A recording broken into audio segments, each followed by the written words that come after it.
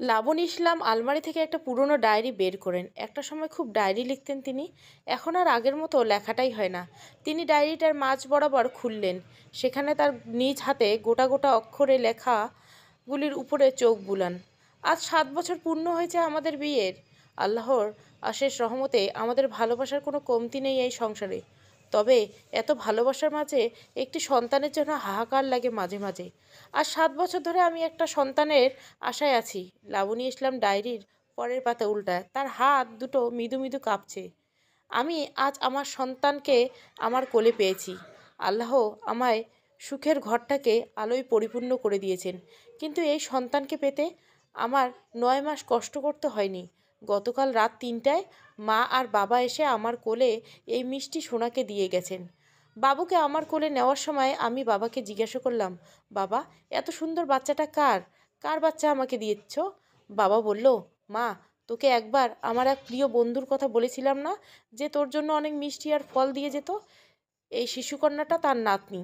বাবার এই কথা শুনে আমার বুকটা ধক করে উঠল। কারণ আমি বুঝতে পেরেছিলাম বাবা তার যেই বন্ধুর কথা বলেছিল সে কোনো মানুষ নয়। আমি যে সেদিন মায়ের সাথে কথা বলার, জিনের সাক্ষাৎ পাওয়ার ঘটনাটা শুনে ফেলেছিলাম, সেটা বাবা মাকে কখনোই জানতে দেয়নি। আমি মনে মনে ভাবলাম, একজন জিনের নাতনি তো মানুষ হওয়ার কথা নয়। আমি ভয় পেয়ে বাচ্চাটাকে আবার বাবার কোলে দিয়ে দিলাম। বাবা বলল, মা, বাচ্চাটাকে তোর কাছে দিলাম। ওর মা বাবা এখন থেকে নেই। তোর কাছে আমার অনুরোধ, তুই এই 40 দিনের শিশুর 18 বছর হওয়া পর্যন্ত তুই একে মাতৃস্নেহে বড় করে তুলবি। বাবার এই কথা বলে বাচ্চাটাকে আমার কোলে দিয়ে দিলেন। এবার আমি তাকে কোলে নিয়ে রাখলাম। বাবা একটা ছোট্ট পুটলি আমার হাতে দিলেন। আমি পুটলির ভেতরে উকি দিলাম। দেখলাম ভেতরে অনেকগুলি তাবিজ।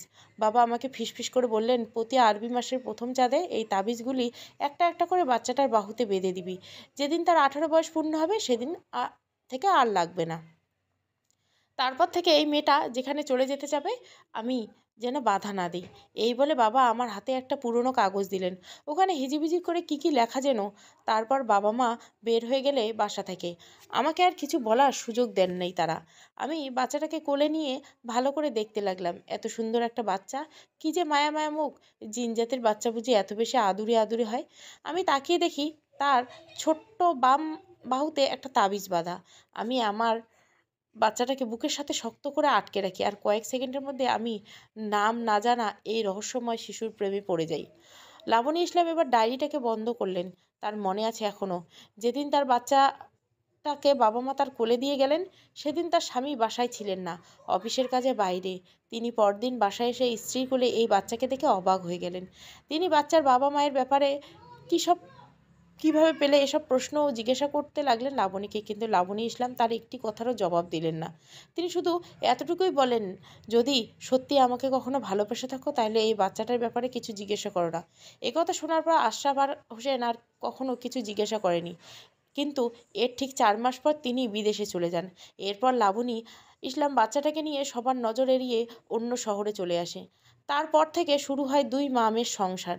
লাবণী ইসলাম ডায়েরি রেখে রেখে অনিলার রুমের দিকে যান।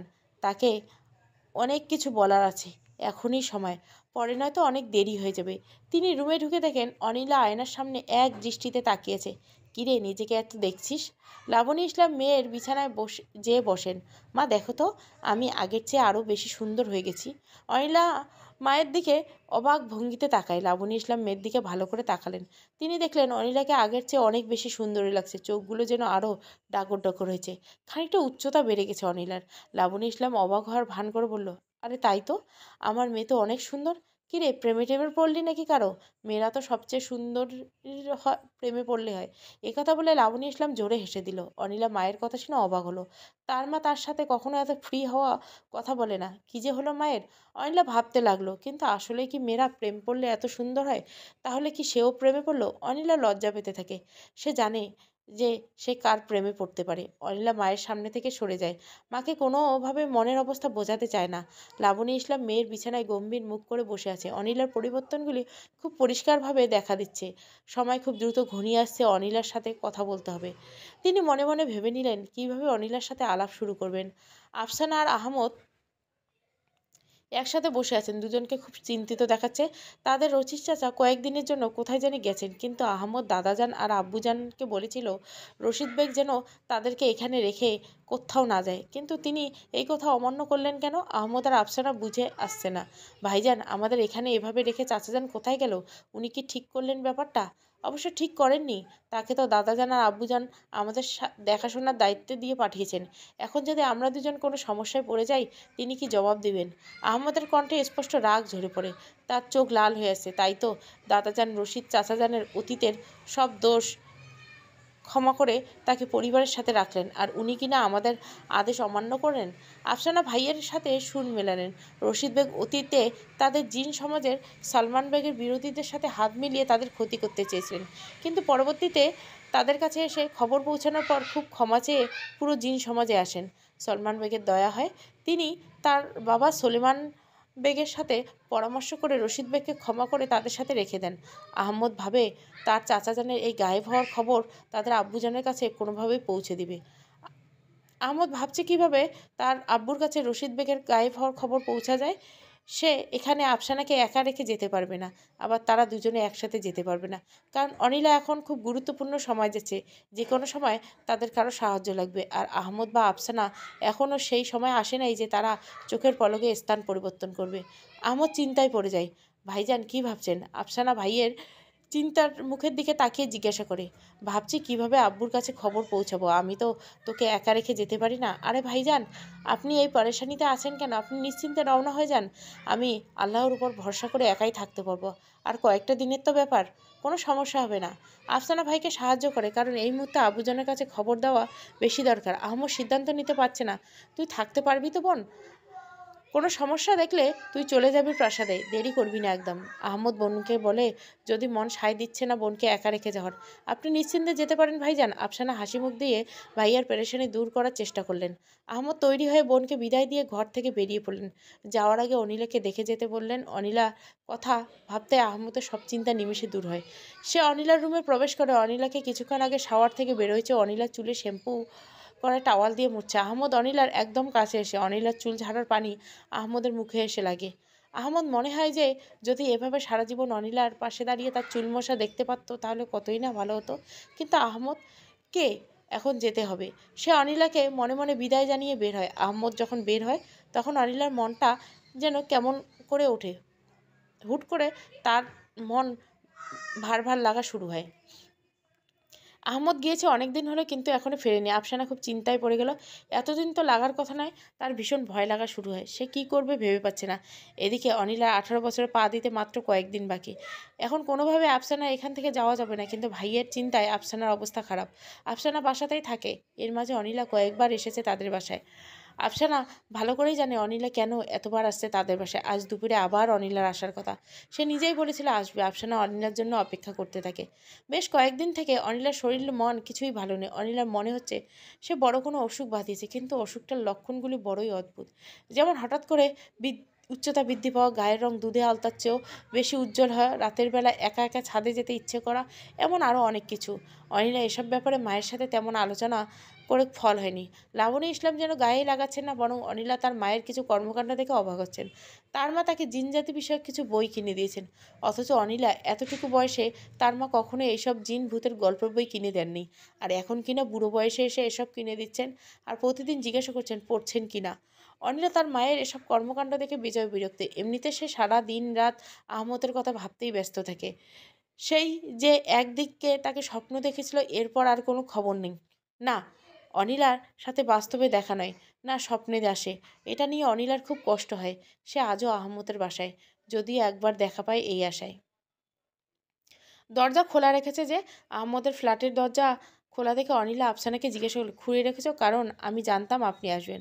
আফসানা অনিলাকে হেসে উত্তর দেয়, হ্যাঁ, কালকেই তো বলেছিলাম আজ এই সময় আসবো। অনিলা উদাস ভঙ্গিতে জবাব দেয়, আপনাকে চিন্তিত দেখাচ্ছে, কারো খেয়ালে আছেন? অনিলা আফসানাকে ভালোভাবে দেখে। আহমদের ব্যাপারে কৌশলে জিজ্ঞাসা করবে নাকি? আপনার ভাই চাচা কাউকে দেখছি না যে, কোথাও গেছে নাকি? অনিলা আর কৌতূহল ধরে রাখতে পারল না আহমদের ব্যাপারে। শুধু তার ভাইয়ের কথা তো জিজ্ঞাসা করা যায় না, তাই ভদ্রতার খাতিয়ে তাদের চাচার কথাও জিজ্ঞাসা করলো। আমাদের আব্বুজানের একটা দরকারি কাজে ভাইজান আর চাচাজানকে পাঠিয়েছে, আমাকেও যেতে বলেছে। আমি বলেছি তারা ফিরে আসলে আমি যাব। অনিলার প্রশ্নের সাথে সাথে আফসানা উত্তর দিয়ে দেয়, কারণ সে আগে থেকে জানতো অনিলা কি জিজ্ঞাসা করবে, কিন্তু তার কয়েকদিন পর থেকে অনিলার মনের ভাবনা ফেলার সুযোগ থাকবে না। আফসানা আর অনিলা আর কিছুক্ষণ কথা হয়, কিন্তু তাদের আলাপ আজ আর জমে ওঠে না। আহমদ মাথা নিচু করে বসে আছে, চারপাশে কাচের দেওয়াল, সারা শরীরে আগুনের ছ্যাঁকা দেওয়া। তীব্র যন্ত্রণায় সে চোখ মেলাতে পারছে না। আজ কয়েকদিন ধরে এভাবে আছে, বলতে পারবে না। আহমদ মনে করার চেষ্টা করেছিল কি হয়েছে তার সাথে। আহমদ যেদিন তার চাচা রশিদের গায়েব হয়ে ব্যাপারটা তার আব্বুজানা দাদাজানের কাছে জানাতে বাসায় বেরোয়, সেদিন সে তাদের প্রাসাদের কাছাকাছি চলে গিয়েছিল, কিন্তু যখনই সে প্রাসাদের সীমানায় পৌঁছে তখন কালো ধোঁয়া এসে তাকে ঘিরে ফেলে। সে কিছু বোঝাতে তাকে অচেতন হয়ে যায়, কিন্তু তার মনে হয় চেতনা হারানোর ঠিক আগ মুহূর্তে সে খুব পরিচিত কারো কণ্ঠ শুনতে পায়। আহমদ কাচের দেওয়াল ভেদ করে বাইরেটা দেখার চেষ্টা করে, কিন্তু সে কিছুই দেখতে পায় না। নিজেকে খুব অসহায় মনে হয় তার। রশিদ বেগ আহমদের দৃষ্টিতে দলদল দৃষ্টিতে তাকিয়ে আছে, কিন্তু আহমদ তাকে দেখতে পাচ্ছে না। সে ঠিক দেখতে পাচ্ছে তাকে। রশিদ বেগ 900 বছরের ইচ্ছা পূরণ হতে চাচ্ছে। সে আজ মহাখুশি। এবার তাকে জিন প্রদান হওয়া থেকে কেউ আটকাতে পারবে না। রশিদ বেগ অট্টহাসিতে ফেটে পড়ে। এই হাসি যদি কোনো মানুষ শুনতে পেত তাহলে সে ভয়ে অজ্ঞান হয়ে যেত। সালমান বেগ ও তার স্ত্রী নার্গিস বেগম পাশাপাশি বসে আছে। তাদের এত বড় প্রাসাদ খালি পড়ে আছে। আজ অনেক দিন হলো তাদের ছেলে মেয়ে এখানেই নেই। সালমান বেগের বোনের মেয়েকে তাদের জিন সমাজে ফিরিয়ে আসতে আহমদ বেগ ও আফসানা পাঠিয়েছে তার পিতা সালমান বেগ। তার পালিত কন্যা সাবরিন ও তার মানব স্বামীকে যাবজ্জীবন কারাদণ্ড রেহাই দেওয়ার জন্য তাদের কন্যাকে খুব দরকার। সোলেমান বেগ তার পালিত কন্যা সাবরিনের সাথে খুব অভিমান করেছিল মানব স্বামী গ্রহণ করার কারণে, কিন্তু পরবর্তীতে যখন দেখলো সাবরিন এক কন্যা সন্তানের জন্ম দিচ্ছে, তার বেয়ে মানব রক্ত প্রবাহিত হচ্ছে, তখন তার মন গলে যায়। তিনি তার 40 দিনের নাতনির মায়ায় পড়ে যান। তিনি চেয়েছিলেন সবাই এবার একসাথে থাকবেন তাদের প্রাসাদে, কিন্তু জিন সমাজের কিছু অংশের বিরোধিতার মুখে তিনি তার প্রধান হারিয়ে নাতনিকে মানব সমাজের কাছে লালন পালন করতে দিয়ে দেন, আর তার মেয়ে আর তার মানব জামাতাকে আজীবনের জন্য কারাবন্দী হতে হয়। সোলেমান বেগ তার নাতনির নাম রাখেন বিলকিস, কারণ বহু বছর আগে সাবা নামক এক জাতি ছিল, তাদের রানীর নাম ছিল বিলকিস। তার পিতা ও মাতার মধ্যে একজন জিন আর একজন মানুষ ছিল, কিন্তু সলমান যখন তার নাতনি বিলকিসকে মানব জাতির কাছে লালিত পালিত হতে দেন, তখন তিনি তার নামের ব্যাপারে তাদের কিছুই জানায়নি। তাই মানব সমাজে যে তার নাম রেখা হয় অনিলা। সলমান ভালো করে জানে একজন মানুষ আর জিনের সন্তান হয় তাদের বৈধ বিবাহের মাধ্যমে, তখন সেই সন্তান কতটা শক্তিশালী হয়ে ওঠে। সলমান বেগ তার বাবা সলমান বেগের ঘরে আসেন। তার মুখ দেখে বোঝা যাচ্ছে কতটা চিন্তিত। পিসার পাশাপাশি যে আব্বুজন, আজ অনেক দিন ধরে আমার কিছুই ভালো ঠেকছে না। আহমদ মায়ের কাছের অনুরূপ। সলমান বেগ মাথা নিচু করে বললেন পিতাকে, কেন বেটা, কি হয়েছে? কি এত পেরেশানিতে আছো? সব কিছুই তো ঠিকঠাক চলছে না আব্বুজন? ঠিক নেই। আমার কয়েকদিন থেকে মনে হচ্ছে আপনার আদরের নাতি নাতনি কোনো সমস্যায় পড়েছেন। আবারও হতে পারে এটা আমার মনের ভুল। সলমান বেগ কণ্ঠে যথেষ্ট চিন্তার ছাপ। বেটা, ওদের নিয়ে কোনো চিন্তা করিস না। রশিদকে তো পাঠিয়েছে ওদের সাথে। কোনো সমস্যা হওয়ার কথা নয়। সলমান বেগ তার পিতার কথা শুনে আরও বেশিটা অস্থির হয়ে ওঠেন। কেন যে তার বাবা বেগকে এত ভরসা করেন তিনি ভেবে পান না। রশিদ বেগের অতীতের কর্মকাণ্ড কারণে তাকে কখনোই ক্ষমা করতে পারেননি তিনি, কিন্তু পিতার সিদ্ধান্তকে শ্রদ্ধা দেখাতেই তার সাথে সলমান বেগ তার কলিজার সন্তান টুকরো দুটোকে পাঠিয়েছেন। বেটা, আমার নাতি নাতনির চিন্তা তোকে যদি এতই পরেশান করে ফেলে, তাহলে আমি বলবো আজই একজন জিন খাবরিকে পাঠিয়ে দে তাদের খবর জেনে আসার জন্য। তাছাড়া ভুলে গেলে হবে না, নতুন চাঁদ আসমানে দেখা দিতে অতি অল্প সময় বাকি আছে। সলমান বেগ জানে তার পিতা নতুন চাঁদের কথা বলে কি বোঝাতে যাচ্ছেন। তার পালক বোনের মেয়ে বিলকিস মানব শরীরে নতুন চাঁদ ওঠার সাথে সাথে জিনদের সমস্ত শক্তির উপসর্গ দেখা দিবে স্পষ্ট। সে সময় আহমদ আর আফসানা সেখানে থাকা জরুরি। সলমান বেগ তার পিতার সাথে কিছু না বলে এক জিন খাবরির সাথে কথা বলতে চলে যান। যতক্ষণ পর্যন্ত তার সন্তানদের ভালো খবর পাচ্ছে না, তার মনে শান্তি নেই। অনিলার শরীর লক্ষণগুলি বেড়েই চলেছে। তার মনে হচ্ছে শরীরের চামড়া পুরো পুরো গলছে। সে নিশ্চিত তো মারা যাবে। মায়ের কষ্ট দেখে লাবণী ইসলাম মুখে চাপা দিয়ে কাঁদছেন। এই মেয়েকে তিনি এত বছর লালন পালন করেছেন, তার এমন কষ্টের সময় তিনি কিছুই করতে পারছেন না। অনিলাকে কোলে তুলে নেওয়ার সময় লাবণী ইসলাম বাবা একটা তাবিজের পুটলি লিখে কিছু লেখাসহ একটি কাগজ দিয়েছিলেন। লাবণী সেখানে পড়েছে, অনিলা যখন সাধারণ মানুষ থেকে অধিক ক্ষমতাসম্পন্ন জিন জাতিদের একজন হওয়া শুরু করবেন, তখন তার মৃত্যু সম কষ্ট হবে। এ সময় তাকে যেন কোনো প্রকার ওষুধ সেবন করতে দেওয়া যাবে না। একটা বদ্ধ ঘরে আটকিয়ে রাখতে হবে। কিন্তু এ সময় যদি জিন জাতি হতে কেউ অনিলার পাশে থাকে, তাহলে তার উপস্থিতির কারণে অনিলার এই ভয়াবহ যন্ত্রণা কিছুটা কম হবে। কিন্তু লাবণী ইসলাম জানে না অনিলা এই সময় কেউ তার পাশে থাকবে কিনা। লাবণী ইসলাম তার বাবা প্রিয় মিত্রের কথা ভাবেন।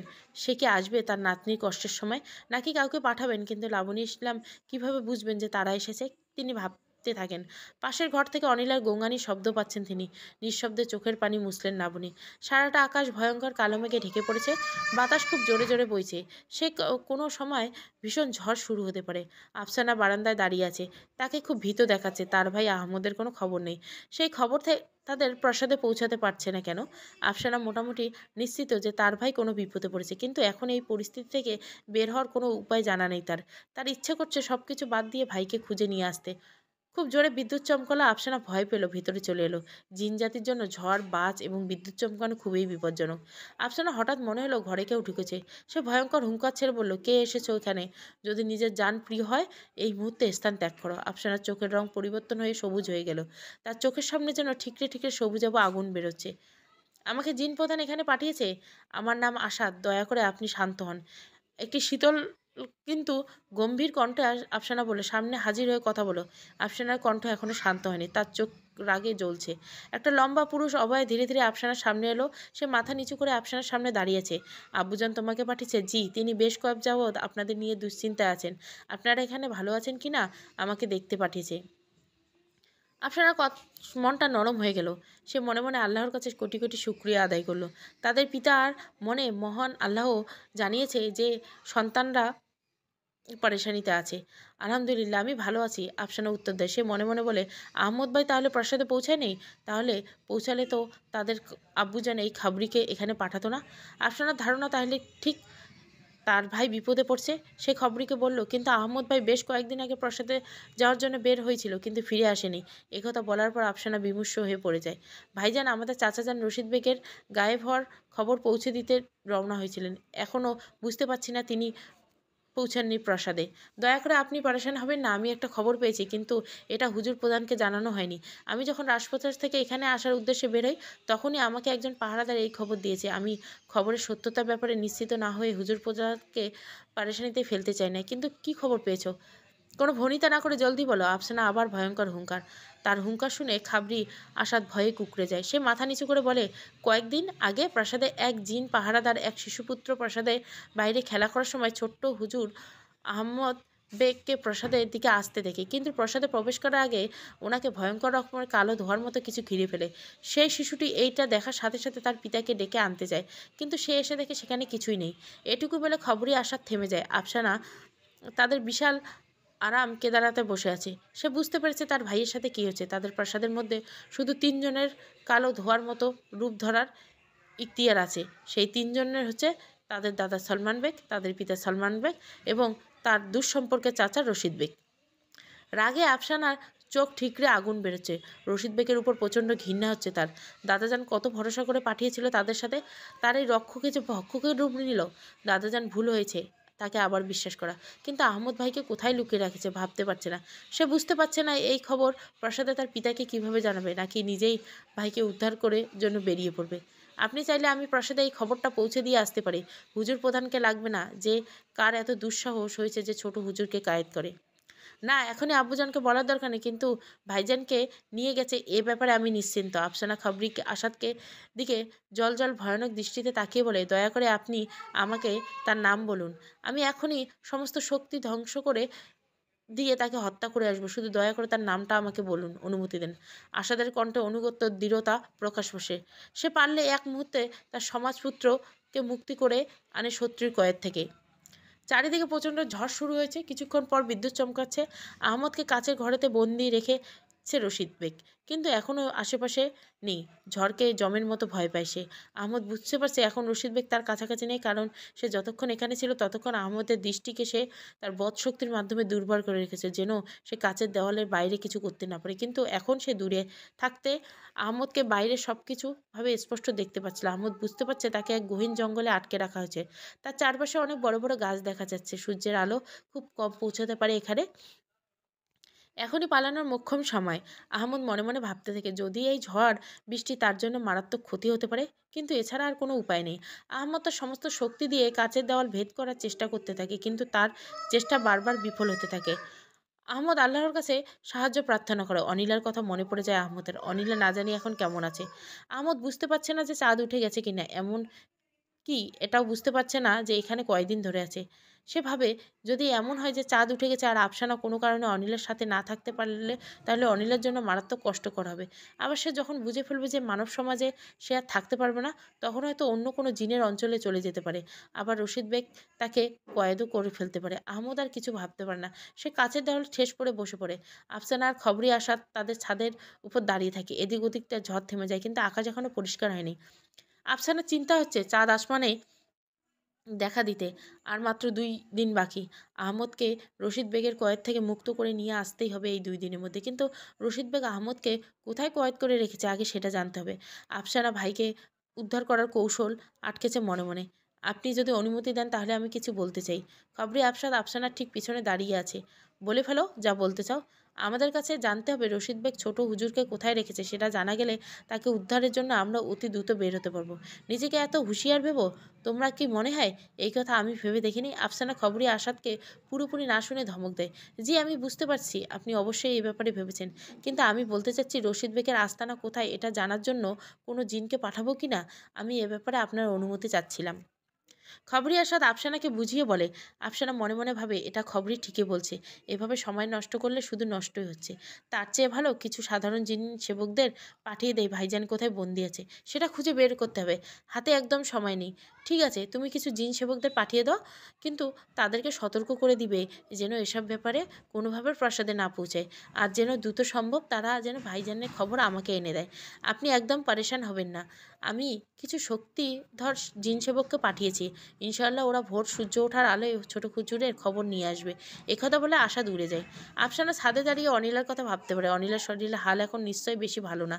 সে উড়ে এসে অনিলার রুমে বারান্দায় যেয়ে দেখে আফসানা দেখে অনিলা ভীষণ যন্ত্রণায় কাতরাচ্ছে, বিছানায় এপাশ ওপাশ করছে আর আল্লাহকে ডাকছে। আফসানা ভীষণ মায়া হলো অনিলাকে শেখে। সে চিন্তা করে অনিলার পাশে যেয়ে কিছুক্ষণ বসবে, কারণ তার ভাইজান যদি পরে কখনো জিজ্ঞাসা করে যে তার অনুপস্থিতিতে সে অনিলার পাশে ছিল কিনা, তখন আফসানা কি জবাব দিবে। আফসানা অনিলার বারান্দার কাঠের দরজা ভেদ করে তার পাশে বসলো। তার মাথায় হাত বুলিয়ে দিতে থাকে, আর সারার সাথে সাথে অনিলার গোঙানির শব্দ থেমে যায়। অনিলার মনে হচ্ছে তার পাশে কেউ বসে আছে। তার কাছ থেকে খুব সুঘ্রাণ ভেসে আসছে অনিলার নাকে। তার শরীরে তীব্র যন্ত্রণা অনেকটা কম লাগছে।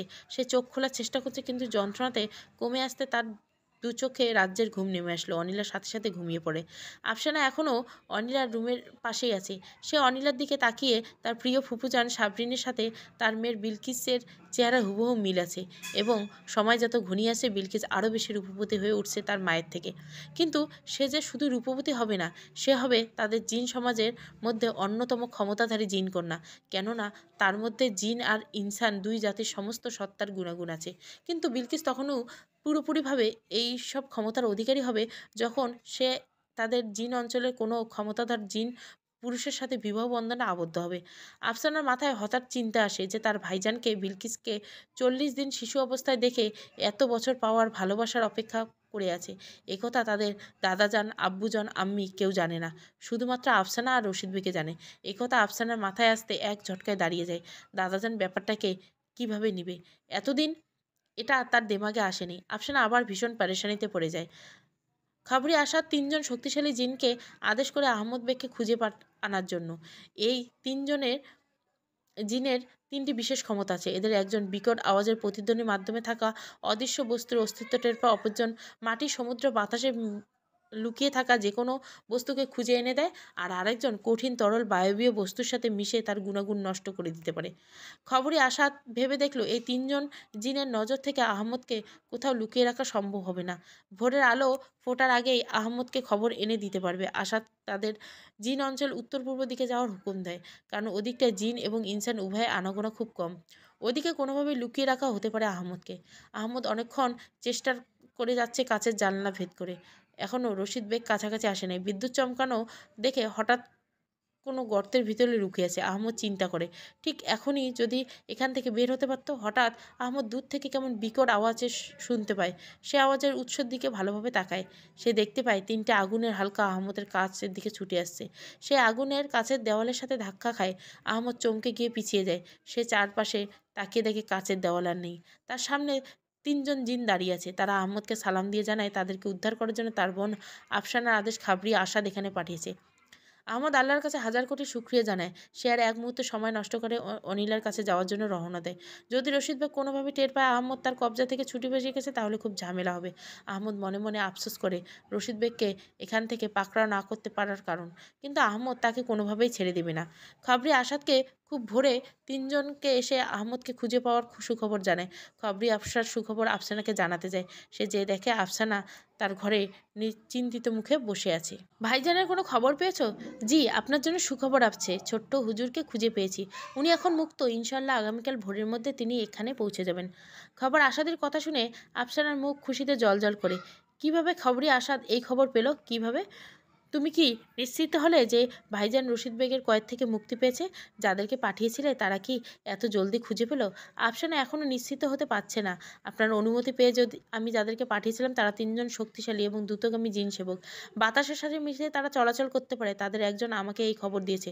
ও আলহামদুলিল্লাহ, ভাইজান ভালো আছেন। কিন্তু রশিদ বেগকে কি পাকড়াও করতে পেরেছে?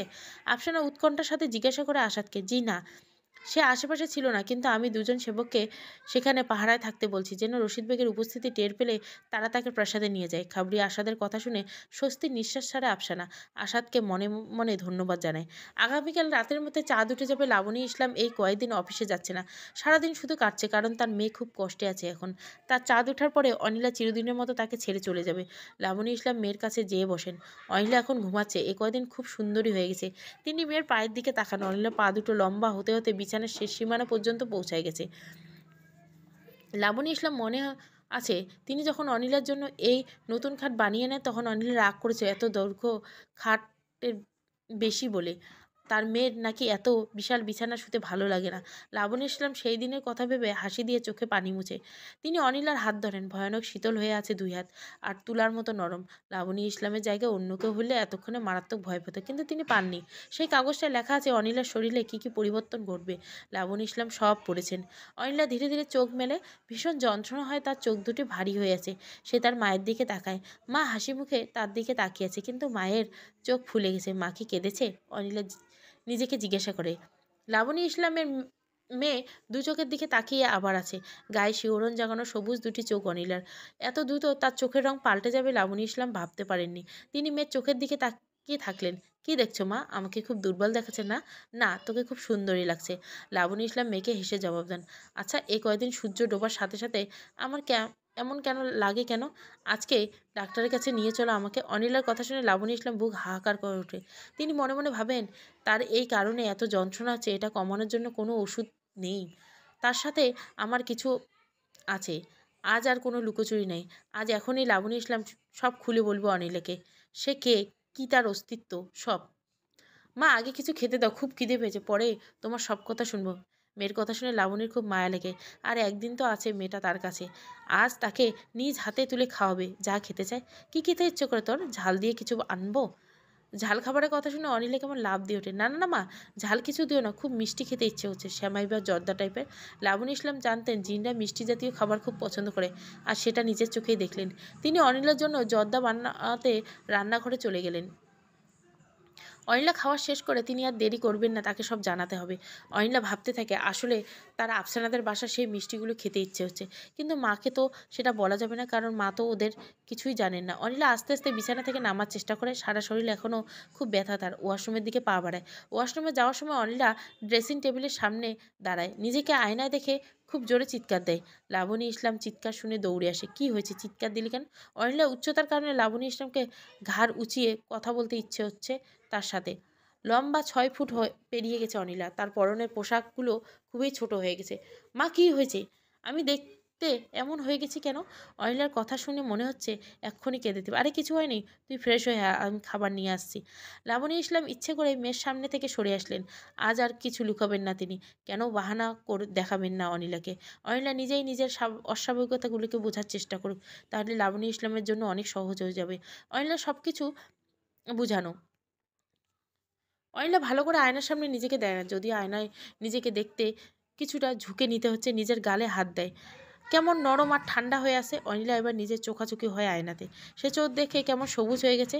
সে তার হাত দিয়ে দুই চোখ স্পর্শ করে। অনিলা এবার খুব চমকে যায়। তার দুই চোখ দুটি খুব শীতল, কিন্তু অনিলার মনে হচ্ছে তার চোখের মতো আরও কারো চোখ দেখেছিল একবার, কিন্তু সে মনে করতে পারছে না। অনিলা নিজের হাতকে ছুঁয়ে দেয়, সাথে সাথে মনে পড়ে যায় ঠিক এমন স্পর্শ সে আফসানার কাছে পেয়েছিল একদিন। অনিলা খুব ভাবনায় পড়ে যায়। লাবণী ইসলাম চুলায় জর্দা বসিয়ে নিজের ঘরে যান। আলমারি খুলে তাড়াতাড়ি ডায়েরিটা বের করেন, তার সাথে একটা রেশমি কাপড়ে পুঁটলি। এটা তিনি কিছুক্ষণ পর অনিলার হাতে দিবেন। এই ডায়েরিতে সব কিছু লিখে রেখেছেন তিনি। লাবণী ইসলাম তার ফোনটা হাতে নেন, অনিলার বাবাকে ডায়াল করেন। আহমদ আর তর সইছে না অনিলার কাছে জলদি পৌঁছানোর জন্য। শেখ জেনে গেছে নতুন মাসের চাঁদ এখনও উঠে নেই। আল্লাহর কাছে শুক্রিয়া জানায় সে। জলদি পৌঁছাতে পারলে ভালো হতো। আহমদের মনে হচ্ছে তার আরও প্রায় 100 বছর পার হওয়া অবধি সে খুব দ্রুত স্থান ত্যাগ করে বিশেষ ক্ষমতা লাভ করতে পারবে না। আহমদ তার বোন আফসানার কাছে শুনেছিল তাদের চঞ্চল জিনেদের হাতে বানানো মিষ্টিগুলো অনিলার খুব ভালো লেগেছে। আহমদ তাদের অঞ্চলের কাছাকাছি এসে রূপ পরিবর্তন করে অনিলার জন্য কিছু মিষ্টি কিনে নেয়।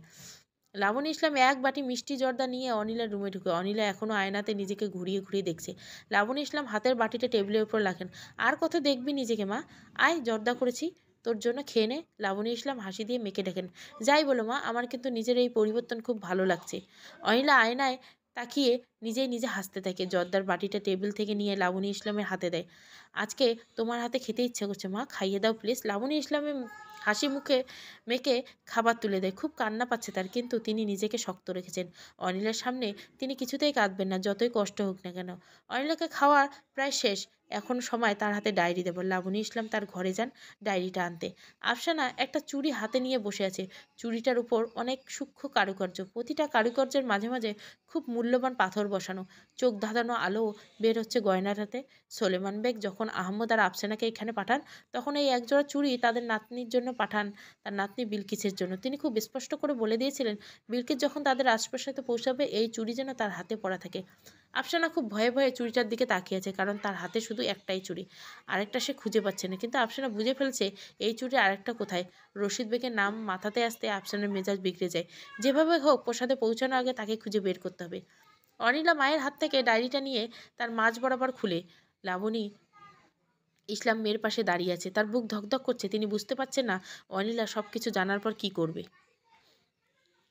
অনিলা ডায়েরির এক এক পেজ করে উল্টায় আর হাত দিয়ে নিজের চোখের পানি মুছে। যে সে একজন জিন বংশধর, এই ব্যাপারটা না যত বেশি অবাক করছে তার চেয়ে বেশি কষ্ট পাচ্ছে এটা জেনে এই মা বাবা তাকে জন্ম দেয়নি। অনিলার হাত কাঁপছে, সে আর পড়তে পারছে না। অনিলা ডায়েরিটা হাতে নিয়ে মায়ের রুমে যায়। লাবণী ইসলাম মেয়েকে ডায়েরিটা পড়তে দিয়ে নিজের রুমে চলে গিয়েছিল। অনিলা মায়ের কাছে দেখে দেখে তিনি রকিং চেয়ারে বসে সিলিং ফ্যানের দিকে তাকিয়ে আছে। তার গাল বেয়ে টপ টপ করে পানি গড়িয়ে পড়ছে। অনিলা মায়ের সামনে হাঁটু গেড়ে বসে মায়ের কোলে মাথা রাখে। লাবণী ইসলাম মেয়ের মাথায় হাত বুলিয়ে দেন। দুজনের মুখে কোনো কথা নেই, চারপাশে শুধু নীরবতা। অনেকক্ষণ পর অনিলা তা মাথা তুলে মায়ের দিকে তাকায়, এখনও চোখ বেয়ে পানি পড়ছে। অনিলা মায়ের চোখের পানি মুছে দিয়ে বলল, আমি তোমাকে ছেড়ে কোথাও যাব না, আমি তোমার সাথেই থাকবো। অনিলা মায়া ভরা দৃষ্টিতে মায়ের দিকে তাকিয়ে থাকে। বোকা মেয়ে আমার, তোকে যদি আমার সাথে এখানে রাখা যেত তাহলে কি আমি কোথাও যেতে দিতাম তোকে, বল মা? কিন্তু তোকে যে যেতে হবে তোর জাতির কাছে, যেই সমাজে তোর জন্ম, এটাই তোর জন্য সবচেয়ে উত্তম হবে মা। লাবণী ইসলাম কান্নামাখা কণ্ঠে বলে, কিন্তু মা আমি কোথাও যাব না, আমি তো কিছুই জানি না এসবের, আমি কোথা থেকে এসেছি, আমার বাবা মাকে কোথায়, আমার ঠিকানা। অনিলার কথা শুনে লাবণী ইসলামের মনে পড়ে যায় তার বাবা মারা যাওয়ার সময়ের কথা। লাবণী ইসলামের বাবা যখন খুব অসুস্থ হয়ে পড়েন, তখন তিনি তার বাবাকে অনিলার বাবা মায়ের কথা জিজ্ঞাসা করেছিলেন। তিনি শুধু এতটুকু বলেছিলেন, অনিলা যখন যাওয়ার সময় হবে তখন মানুষ সমাজ থেকে তখন যেন লাবণী ইসলাম তাকে যেতে দেয়। অনিলের সব ব্যাপারে থেকে নাকি ব্যবস্থা করে। লাবণী ইসলামের বাবা এতটুকু বলে আর কিছু বলতে পারেন না, তিনি তারপরে পরে ইন্তেকাল করেন। অনিলা মায়ের সাথে কথা বলার সময় খেয়াল করেন তার শরীর আবার খারাপ হয়ে যায়। লাবণী ইসলাম ব্যাপারটা খেয়াল করে তিনি মেয়েকে ধরে নিয়ে আস্তে করে তার রুমের দিকে নিয়ে গেলেন। অনিলাকে রুমে এসে বিছানায় শুয়ে দিলেন। আহমদ বাসায় পৌঁছে গেছে। ভাইকে এতদিন পর দেখার আফসানা আহ্লাদে আটখানা। আহমদ বোনের মাথায় স্নেহের পরশ বুলিয়ে দিয়ে কয়, বোন তুই জিন সেবকদের আমাকে খুঁজতে পাঠিয়ে খুব ভালো করেছিস, আর ভালো হয়েছে প্রসাদে যায়নি। আমি তো ভেবেছিলাম আর কোনোদিন হয়তো কারোর সাথে দেখা হবে না। ভাইজান আমি খুব ঘাবড়ে গিয়েছিলাম আপনি ফিরে আসছেন না দেখে। ভাগ্যিস আব্বুজান খাবরি আসাদকে পাঠিয়েছিল, না হলে আমিও বুঝতে পারতাম না কি করব। আফসানা বাতাসে ভাসতে আহমদকে বলে, কিন্তু ভাইজান রশিদ বেগ কি আপনাকে কিছু বলেছে? কেন কয়েদ করে রেখেছিল? কেন আবার? সে আগের কাহিনী তার। আমি না থাকলে আমার পরিবারের থেকে পরবর্তী সমাজ প্রধান ওই তো হবে, কিন্তু এবার সে সীমা ছাড়িয়ে গেছে। আমাকে জানে ফেলার হুমকি দিয়েছে, বলেছিল নতুন চাঁদ ওঠার সাথে সাথে আমাকে আগুনে জ্বালিয়ে মারবে। ভাইয়ের কথা শুনে আফসানার কলিজা কেঁপে ওঠে। ভাইজান, আপনি এখন আর চিন্তা করবেন না। খাবরি আসা দুজন জিন সেবকদের হুকুম দিয়েছে ওই বদমাশকে পাকড়াও করে প্রাসাদে নিয়ে যেতে। কিন্তু ভাইজান, একটা সমস্যা হয়েছে। দাদাজান যে দুটো চুড়ি দিয়েছিল বিলকিসকে দেওয়ার জন্য, সেখান থেকে একটা গায়েব। আফসানার কথা শুনে আহমদ অবাক। ওই চুড়ি জোড়াতে লাগবে, না হলে বিলকিস প্রাসাদে প্রবেশ করতে পারবে না। খুব ঝামেলা হয়ে যায়। কি বলিস? কোথায় যাবে? খুঁজে দেখি নেই। খোঁজা লাগবে না ভাইজান, কারণ চুরি করে নিয়ে গেছে রশিদ বেগ। এবার আহমদের ভীষণ রাগ ওঠে, তার চোখের জ্বলতে থাকে। এসে ভাবতে থাকে, এবার আর ছাড় দিবে না রশিদ বেগকে। না, কোনো ক্ষমা নয়। না তো যাবজ্জীবন দণ্ড। এবার রশিদ বেগকে মারতেই হবে। লাবণী ইসলাম বারান্দায় দাঁড়িয়ে আছে। আকাশে আজ পরিষ্কার মেঘ, মেঘের ছিটে ফোটাও নেই। চাঁদকে উঠতে অনিলাকে নতুন পোশাক পরিয়ে দেবেন। আগেরগুলো এখন আর পরতে পারবে না। তিনি মনে মনে ভাবলেন, আচ্ছা জিনেরা কি জামা কাপড় পরে? নিজের প্রশ্নে নিজেই হাসেন লাবণী। আহমদ আর আফসানা ছাদের ট্যাঙ্কের উপর বসে আছে। আর কিছুক্ষণ পর চাঁদ উঠবে। আহমদের মাঝে অনিলাকে দেখে এসেছিল, কিন্তু অনিলার যন্ত্রণামাখা মুখ দেখে আহমদ কষ্ট পাচ্ছিল। তাই আফসানাকে ভাইকে ছাদে নিয়ে আসেন। ভাই, তোমার এতদিন প্রতীক্ষা তাহলে শেষ হতে দিল। আফসানা দুষ্ট হাসি তাকায় ভাইয়ের দিকে। এখনও অনেক সময় বাকি আছে। বিলকিস আমাদের সাথে কিভাবে মানিয়ে নিবে? দাদাজানকে কিভাবে জানাবো আমার পছন্দের কথা? আহমদের মুখে চিন্তার ছাপ। হ্যাঁ ভাইজান, আপনি যখন এখানে ছিলেন না, তখন আমিও ভেবেছিলাম এই ব্যাপারে। বিলকিসকে প্রসাদের নেওয়ার আরও একটি গুরুত্বপূর্ণ কাজ। আহমদ মুচকি এসে বোনের দিকে তাকায়। আফসানা হাসি দিয়ে মাথা নাড়ে। এই মাথা নাড়ানোর অর্থ হচ্ছে সে জানে গুরুত্বপূর্ণ কাজটা কি। লাবণী ইসলাম মেয়েকে খুব সুন্দর একটা সাদা পোশাক পরিয়ে দিল। তাকে রানীর মতো লাগছে। অনিলার কোনো হুঁশ নেই। তাকে দেখে মনে হচ্ছে খুব গভীর ঘুমিয়ে আছে। কিছুক্ষণ পরপর যন্ত্রণায় কাঁদতে উঠছে। লাবণী ইসলাম এখনও কান্না করেই যাচ্ছে। তিনি অনিলার রুম থেকে বেরিয়ে গেলে মনে হলো তার পুরো বাসাটা খুব মিষ্টি একটা সুবাসে ভরে গেছে। লাবণী ইসলাম চোখ মুছে একটা হাসি দিলেন। তিনি বুঝতে পারছেন অনিলা যাওয়ার সময় ঘনিয়ে এসেছে। তিনি হাসি মুখে মেয়েকে বিদায় দিতে চান। আহমদ আর আফসানা অনিলার দুপাশে বসে আছে। অনিলার সাদা পোশাকে খুব সুন্দর দেখাচ্ছে। আহমদ ইচ্ছে করছে নিঃশ্বাস বন্ধ করে অনিলার দিকে তাকাতে, কিন্তু ছোট বোন পাশে থাকাতে লজ্জায় সে তাকাতে পারছে না। অনিলার যন্ত্রণা বেড়ে চলছে, খুব ছটফট করছে সে। একটু পর পর চোখ মেলছে। যন্ত্রণাতে দুই চোখ সবুজ রঙের আগুন হালকা বেরোচ্ছে। আহমদ আর আফসানা অনিলার দুই হাত শক্ত করে ধরে আছে। চাঁদ ডুবে যাওয়ার সাথে সাথে অনিলের সব যন্ত্রণা কষ্ট দূর হয়ে যাবে। আহমদের খুব খারাপ লাগছে অনিলার এই অবস্থা দেখে, কিন্তু পরক্ষণে এই ভেবে ভালো লাগছে যে আর কিছুক্ষণ পর অনিলা তাদের একজন হয়ে উঠবে। আহমদ এক হাতের তার বাঁশিটা বাজাতে শুরু করে, কারণ সে জানে এই বাঁশির সুর অনিলার খুব পছন্দ। অনিলা দেখতে পাচ্ছে দুজন মানুষ অনেক দূর থেকে হেঁটে আসছে তার দিকে, কিন্তু তাদের চেহারা দেখা যাচ্ছে না। তাদের একজনের হাতে একটা বাঁশি, খুব মোহনীয় বাঁশি বানাচ্ছে। তারা দুজন অনিলার আরও কাছাকাছি আসছে, হাত বাড়িয়ে দিয়ে রাখছে তারা তাদেরকে। অনিলা তাদের মুখ দেখার চেষ্টা করছে, তারা অনিলাকে হাত ধরে ফেলে, আর সাথে সাথে তাদের চেহারা স্পষ্ট হয়ে যায় অনিলার কাছে। এ তো আহমদ আর আফসানা। অনিলার চোখ খুলে যায়, তার মাথা খুব হালকা হালকা লাগছে। পুরো ঘর অন্ধকার। অনিলা মনে হচ্ছে তার দুপাশে দুজন বসে আছে। কি আশ্চর্য বিষয়, তার একদম ভয় লাগছে না। ধীরে ধীরে অনিলার সামনে সব স্পষ্ট, যদিও কোনো আলো নেই। অনিলা তাকিয়ে দেখে বাম পাশে আহমদ বসা। সে তার এক হাত ধরে। অনিলা লজ্জা পেয়ে যায়। সে তাড়াতাড়ি তার হাত ছাড়িয়ে নেয় আহমদের থেকে। ডান দিকে তাকিয়ে দেখে আফসানা বসা। দুজনে দুদিকে হাসছে। অনিলার বুঝতে হলো না তারা দুজনে এখানে কেন এসেছে। সে উঠে বসে যায়। এখন শরীর একদম ঝরঝরে, কোনো যন্ত্রণা। সুস্বাগতম আপনাকে আমাদের জিন সমাজে। আফসানা হাসি দিয়ে অনিলাকে বলল। অনিলা ধন্যবাদ। অনিলা ছোট্ট করে জবাব দেয়। আহমদ এখনও তার দিকে তাকিয়েছে। অনিলা খুব লজ্জা লাগছে। সে মনে মনে চাচ্ছে আহমদ যেন এখান থেকে চলে যায়। ভাগ্যের জিনদের মনের কথা অন্য জিনেরা বুঝতে পারে না। আপনার নানা জান আমাদেরকে পাঠিয়েছে আপনাকে নিয়ে যাওয়ার জন্য। আপনাকে এখন আমাদের সাথে যেতে হবে। অবশেষে আহমদ মুখ খুলল।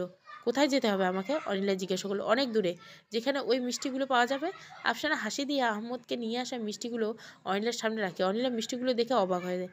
তার তো এই মিষ্টিগুলো খুব খেতে ইচ্ছে করছে। সে আল্লাহর কাছে শুকরিয়া জানিয়ে মিষ্টিটুকু মুখে দেয়। ভাইজান আপনার জন্য মিষ্টিগুলো নিয়ে এসেছে, তাকে একটা ধন্যবাদ দিন। আফসানার দুষ্টামি দেখে লজ্জায় অনিলার দুগাল লাল হয়ে যায়। আহমদ মুগ্ধ হয়ে তাকিয়ে থাকে। আমি যাওয়ার পরে আগে আমার মায়ের সাথে দেখা করতে চাই। অনিলা আফসানার দিকে তাকিয়ে আছে। ঠিক আছে, আপনি তার সাথে দেখা করে আসেন, আমরা অপেক্ষা করছি। আফসানা অনিলাকে মায়ের সাথে দেখা করতে আসতে বলে। অনিলা বিছানা থেকে তার রুমে নেমে লাবণীর ঘরের দিকে যায়। তার নিজের শরীরটা খুব হালকা লাগছে। অনিলা মনে হচ্ছে সে বাতাসে ভেসে হাঁটছে। লাবণী ইসলাম এখনও বারান্দায় দাঁড়িয়েছে। অনিলা মায়ের পাশে গিয়ে দাঁড়ায়। মা, আমার যাওয়ার সময় হয়ে গেছে, ওরা আমাকে নিতে এসেছে। অনিলা অঝরে কান্না করে, কিন্তু লাবণী ইসলাম নিজেকে শক্ত রাখার চেষ্টা করে মেয়েকে বিদায় দিতে হবে। যেখানেই থাকিস ভালো থাকিস মা। লাবণী ইসলাম জোর করে গলা কান্না আটকায় রাখার চেষ্টা করে। মা, তুমি একা থাকবে কি করে? তোমার কষ্ট হবে না? অনিলার কথা শুনে লাবণী ইসলাম হেসে, কালকে তোর বাবা দেশে আসছেন, এখন থেকে আমরা একসাথে থাকবো। লাবণী ইসলামের কথা শুনে অনিলা শান্তি পায়। সে বুঝতে পেরেছে আশরাফ হোসেন এতদিন কেন দেশের বাইরে ছিল। বাবার সাথে দেখা করা হলো না। অনিলা আক্ষেপের সুরে বলল। লাবণী ইসলাম মেয়েকে জড়িয়ে ধরে বলল, তার মনে হলো যেন তিনি খুব নরম কিছুকে ধরছেন, তার দেহে কোনো হাড় নেই। আমি আসি মা, নিজের খেয়াল রেখো, কখনো সুযোগ পেলে তোমাদের এসে রেখে যাব। অনিলা বের হতে থাকে। একটু দাঁড়াও, লাবণী ইসলাম পিছন থেকে ডাকেন। তিনি অনিলার সামনে তার বাহুতে বাঁধা তাবিজ সুতোটা খুলে দেন। অনিলা একটা হাসি দিয়ে চোখের পানি মুছে বেরিয়ে যায়। আহমদ, অনিলা আর আফসানা বাতাসে পারছে। অনিলা হঠাৎ হঠাৎ পড়ে যেতে নেয়। এভাবে অভ্যস্ত হতে আরও সময় লাগবে। আফসানা বকবক করেই চলছে, এখন থেকে অনিলা কী কী করতে হবে, কিভাবে চলতে হবে, কী কী খেতে হবে, ইত্যাদি ইত্যাদি। কিন্তু আহমদ বেশ সুস্থ। সে কিছুক্ষণ পর পর অনিলার দিকে তাকিয়ে মুচকি হাসি দিছে। ভাইজান, আমরা কিন্তু ওনাকে আর অনিলা নামে ডাকতে পারবো না, দাদাজান নামে ডাকতে হবে। আফসানা হাসতে হাসতে আহমদকে বলে। আহমদ বোনের কথা সায় না। নানাজান কী নাম রেখেছিল আমার? বিলকিস। আহমদ খুব নিচু স্বরে বলে, আপনি কি জানেন আপনার বিলকিস কার নাম ছিল? আফসানা অনিলাকে জিজ্ঞাসা করে। অনিলা মাথা নাড়ে, সে জানে না। অনিলা পেছন থেকে আহমদ ইশারা করে আফসানাকে যেন সে এখন চুপ থাকে। অনিলা আর কিছু বলে না। সে কিছু পর পর আর চোখে দেখে আহমদকে, আর দুজনে চোখাচোখি হলে অনিলা খুব লজ্জা পায়। আহমদ প্রসাদের কাছাকাছি চলে আসে, কিন্তু ওরা প্রবেশ করতে পারে না, কারণ অনিলা মানে বিলকিসের চুরি সাথে নেই। খাবরি আসাদ এখানে থাকার কথা। আফসানা কিছুক্ষণ পর দেখলো দূর থেকে বাতাসের সাথে মিশে কয়েকজন জিন সেবক আছে, তাদের সাথে আসাদকেও দেখাচ্ছে। ভাইজান দেখেন, খাবরি আসাদ এসেছে, তার সাথে আরও কয়েকজন। আহমদ তাকিয়ে দেখে যে দুজন জিন সেবক তাকে মুক্ত করেছিল, তারা রশিদ বেগকে ধরে নিয়ে আসছে। তার ঠোঁট আগুন দিয়ে সেলাই করা। রাগে ফোঁসফোঁস করছে সে। অনিলা তাদের দিকে তাকিয়ে আছে। তাদের একজনকে অনেক পরিচিত লাগছে। আরে কেয়ারটেকার চাচা, আপনি এখানে? অনিলার মুখ হা হয়ে যায়। তার বিশ্বাস হচ্ছে না এই লোকটাই যে জিন। রশিদ বেগ অনিলার দিকে জল জল সবুজ দৃষ্টিতে তাকিয়ে থাকে। আর তখনই অনিলার মনে পড়ে যায় সে একদিন এই জিন লোকটার চোখ দেখে ঘাবড়ে গিয়েছিল। এ লোক কেয়ারটেকার নয়, রশিদ বেগ, যাকে আমরা আপন চাচাজনের মতো সম্মান করি। আর সে আমাদের কত করে ক্ষতি শিখেছিল, ভাইজানকে প্রাণী মেরে তাই চাইছিল এই বদজিন। আফসানার কণ্ঠে ক্ষোভ উগড়ে পড়ে, থাক বোন, এখন আর সময় নষ্ট করিস না। আব্বুজানেকে শাস্তি দিবে, ঠিক বলেছেন ভাই। আফসানা খবরই আমাদের দিকে তাকায়। সে হাতে সেই চুড়ি ধরে আছে। আফসানা আর কথা না বাড়িয়ে চুড়িটা পরিয়ে অনিলার হাতে পরিয়ে দেয়। অনিলা চুড়ি দুটো দিকে তাকিয়ে থাকে। এত সুন্দর গহনা সে আগে কখনো দেখেনি। অনিলা সামনে বিশাল বড় একটা প্রাসাদ, খুব সুন্দর দেখতে। প্রতিটা দেওয়াল থেকে আলো বিচ্ছুরিত হচ্ছে। প্রসাদের সামনে খুব সুন্দর একটা ফুলের বাগান, যেখানে নানা রকম ফুল ফুটেছে। এসব নাম অনিলার জানা নেই। প্রসাদের বাইরে ফুটফুটে বাচ্চারা খেলছে, কিন্তু অনিলাকে দেখে সবাই খেলা থামিয়েছে। অনিলাকে কেমন যেন ভয় ভয় লাগছে। আপনি ভয় পাবেন না, এখান থেকে এটাই আপনার ঠিকানা। আহমদ অভয় দেন। অনিলা আহমদের দিকে তাকিয়ে ভাবে, ছেলেটা এত সুন্দর করে কিভাবে কথা বলে। আফসানা প্রসাদের ভিতরে, আহমদ আর অনিলাকে বাইরে রেখে। খাবরি আসাদ একটা কাচের ঘরে রশিদ বেগকে বন্দি করে রেখেছে। সালমান বেগ আর তার ছেলে সালমান বেগের বিচার করবেন। অনিলা প্রসাদের মুখের দরজার দিকে দাঁড়িয়ে দেখে মানুষের আকৃতি অনেক মহিলা আর পুরুষ দাঁড়ানো। তাদের মধ্যে দুজন অনিলার দিকে এগিয়ে আসছে। আহমদ এখনও অনিলার পাশে। সুস্বাগতম তোমাকে। তুমি কেমন আছো বিলকিস? তাদের মধ্যে একজন ভীষণ সুন্দরী মহিলা অনিলাকে জড়িয়ে ধরল। তার কাছ থেকেও সুন্দর ঘ্রাণ আসছিল অনিলার নাকে। অনিলা না বলে মহিলাটির দিকে তাকিয়ে থাকে। উনি আমাদের দাদি যান, সালাম দিন ওনাকে। আহমদ মুচকে হাসি দিয়ে অনিলাকে ফিসফিসিয়ে বলে। সালামের বিনিময় করে মহিলা দুজন তাকে প্রাসাদে নিয়ে যায়। অনিলা বুঝতে পারল এদের একজন নিশ্চয় আহমদ আর আফসানার আম্মি যান। প্রাসাদের ভিতরে অনিলা মুগ্ধ দেখতে থাকে। বিশাল বড় একটা ঝর্ণা আছে, কিন্তু ঝর্ণা থেকে কোনো পানি পড়ছে না। বিভিন্ন রকমের মণিমুক্ত ঝরে আছে প্রাসাদে। পুরো প্রাসাদ জুড়ে সুন্দর আবাসপত্র, ভারী ভারী দামি দামি প্যাকেট। এক একটা জিনিস সুন্দর। অনিলা বুঝতে পারে সে কি রেখে দেখবে। আফসানা অনিলাকে একটা ঘরে নিয়ে যায়। সেখানে বিশাল পালঙ্ক, একদম নুরানি চেহারার বৃদ্ধ আদাসহ হয়ে দাঁড়িয়ে আছে। উনি আমাদের দাদা যান, আপনি ওনার আদরের নাতনি, ওনার কাছে যান। উনি অধীর আগ্রহে আপনার জন্য অপেক্ষা করছেন। আফসানা অনিলাকে সলেমান বেগের কাছে এগিয়ে দেয়। আহমদ কিছুটা দূরে থাকে। তাকে দেখে মনে হচ্ছে সে তার দাদাজানের সামনে যেতে লজ্জা পাচ্ছে। কাছে এসো আমার নাতনি। নানা সলমান বেগের কণ্ঠ শুনে অবাক হয়ে যায় অনিলা। বৃদ্ধ বয়সে এত ভরাট কণ্ঠ। অনিলা তার পাশে যেয়ে বসে। সলমান বেগ অনেক কথা বলেন। কিছুক্ষণ পর সালমান বেগও আসেন তার পিতার কাছে। সলমান বেগ কক্ষে এখন প্রায় সবাই থাকেন। তিনি একে একে সবাইকে পরিচয় করে দেন অনিলার সাথে। কিন্তু অনিলার মনে নিজের পিতামাতার চিন্তা করছে, তারা এখন কোথায়? অনিলার সাথে কি তাদের দেখা হবে না? আফসানা অনেকগুলো খাবার নিয়ে অনিলার সামনে আসে। এখানে মহিলাদের মধ্যে সবাই আছেন, কিন্তু অনিলার এখন খেতে ইচ্ছা করছে না। সে অন্যমনস্ক হয়ে বসে আছে।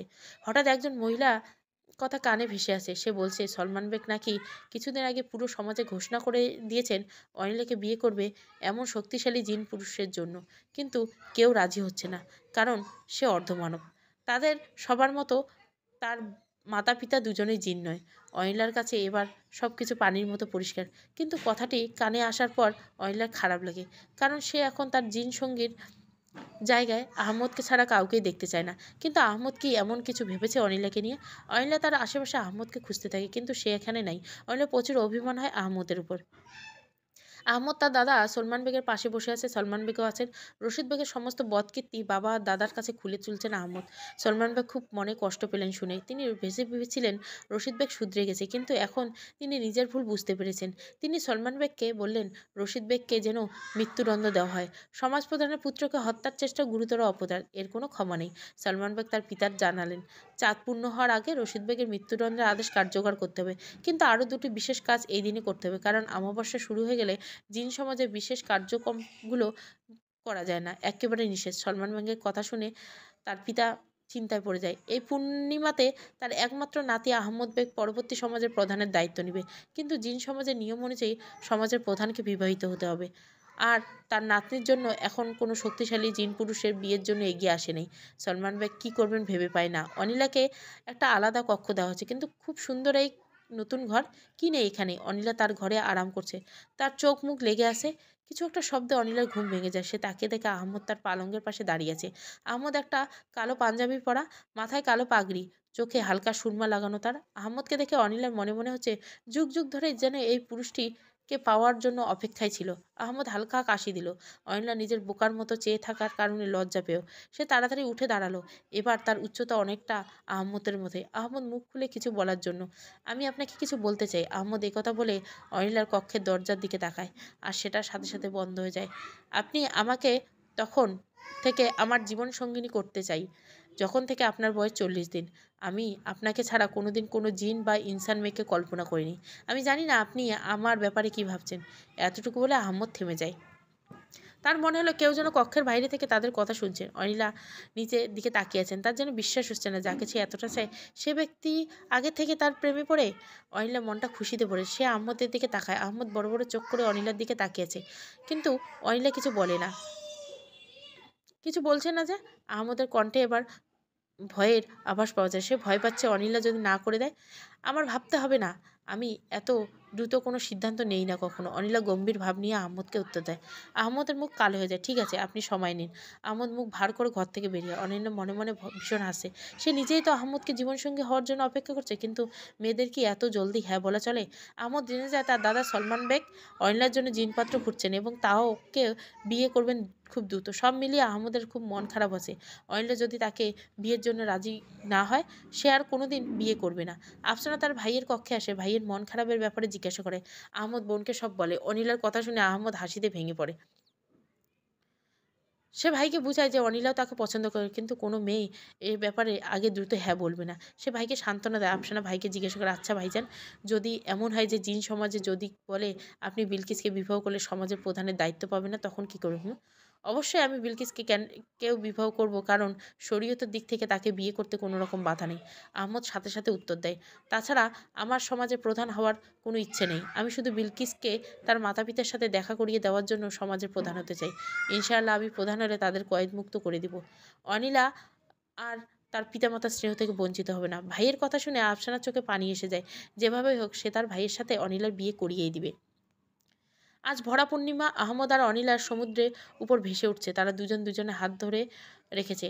আজ দুপুরে তাদের বিয়ে হয়ে গেছে। সলমান বেগ প্রথমে রাজি না হয়, কিন্তু আফসানা তাকে বুঝিয়েছে বিলকিসের জন্য আহমেদ বেগের চেয়ে আর শক্তিশালী জিন পুরুষ আর কোথাও পাওয়া যাবে না। সলমান বেগ আর নার্গিস বেগ কোনো দ্বিমত পোষণ করেনি। আর আহমদের দাদি যান তো খুশি। রশিদ বেগের মৃত্যুদণ্ড আরও কার্যকর কয়েকদিন আগেই কার্যকর হয়েছে। তাকে তার বেইমানি সঠিক শাস্তি দিয়েছেন সলমান বেগ আর তার পিতা সলমান বেগ। রশিদ বেগ মৃত্যুর পর আহমদের সমাজের প্রধান দায়িত্ব গ্রহণ করে। দায়িত্ব পাওয়ার পর সবার আগে সে পুপি সাবরিন আর তার স্বামী শোয়েবকে কয়েদ থেকে মুক্ত করে। সাবরিন তার কন্যাকে পেয়ে সব দুঃখ কষ্ট ভুলে যায়। সলমান বেগ তার মেয়ে জামাইকে তার কাছে রেখে দেন।